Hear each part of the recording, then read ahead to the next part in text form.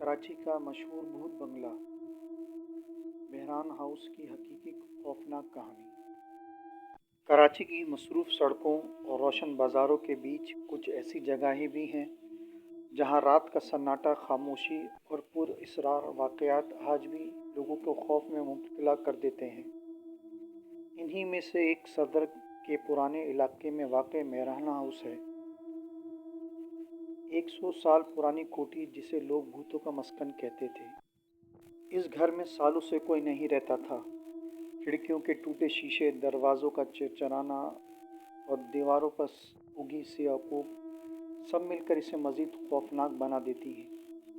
محلے کے لوگ کہتے تھے کہ رات کے وقت اس گھر سے عجیب سرگوشیاں سنائی دیتی ہیں، جیسے کوئی عورت رو رہی ہو یا کسی بچے کے ہنسنے کی آواز گونج رہی ہو۔ ایک رات علی اور اس کے دوست حمزہ اور فراز نے ہمت کر کے مہران ہاؤس کے اندر جانے کا فیصلہ کیا۔ یہ تینوں نوجوان مہم جو تھے اور محلے والوں کی باتوں کو محض افواہیں سمجھتے تھے۔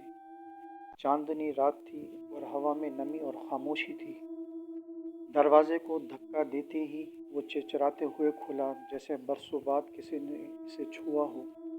اندر اندھیرا تھا، مگر ٹارچ کی روشنی میں پرانی تصویریں، ٹوٹی میزیں اور زمین پر بکھرا سامان نظر آ رہا تھا۔ ایک تصویر میں ایک خاندان کھڑا تھا، ایک مرد، ایک عورت اور ایک چھوٹی بچی۔ یہ سب ڈرامہ ہے، حمزہ نے ہنستے ہوئے کہا، مگر اسی لمحے اوپر کی منزل سے کچھ ٹوٹنے کی آواز آئی۔ تینوں سہم کر کھڑے رہ گئے۔ علی نے ہچکچاتے ہوئے کہا، کوئی جانور ہوگا یا شاید ہوا ہو۔ وہ آہستہ آہستہ زینہ چڑھنے لگے۔ اوپر پہنچے تو دیکھا کہ ایک راہداری میں ایک کمزور سی روشنی جھلمل کر رہی ہے، جیسے کوئی لالٹین خود بخود جل اٹھی ہو۔ فراز نے گھبرا کر سرگوشی کی، یہ کون کر سکتا ہے؟ ان کی نظریں جیسے ہی دوسرے کمرے کی طرف گئیں، انہیں سفید لباس کے اندر لپٹی ہوئی 3 عورتیں نظر آئیں۔ ان کا چہرہ دھندلا تھا، مگر اس کے ارد گرد ٹھنڈک کی ایک شدید لہر محسوس ہو رہی تھی۔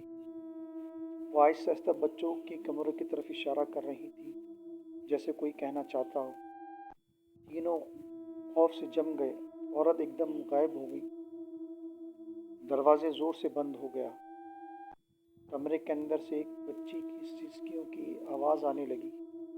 علی نے ہمت جمع کر کے دروازہ کھولا۔ اندر کچھ نہ تھا، صرف فرش پر وہی پرانا کھلونا پڑا ہوا تھا جو تصویر میں بچی کے ہاتھ میں تھا۔ اسی لمحے انہیں لگا جیسے کوئی طاقت انہیں گھر سے باہر دھکیل رہی ہو۔ وہ تینوں دوڑتے ہوئے باہر نکلے، اور جب وہ باہر پہنچے تو گھر کی ساری کھڑکیاں اور دروازے خود بخود بند ہو گئے۔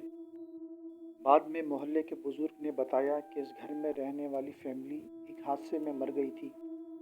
خاندان کی روحیں اب بھی بے سکون تھیں اور سکون کی تلاش میں بھٹکتی تھیں۔ علی اور اس کے دوستوں نے پھر کبھی مہران ہاؤس کی طرف رخ نہ کیا، مگر آج بھی گہرے اندھیرے میں کبھی کبھار وہاں سے ایک بچی کی ہنسنے کی یا کسی عورت کی آہستہ سسکیوں کی آواز سنائی دیتی ہے، جیسے کوئی آج بھی مدد کے انتظار میں ہو۔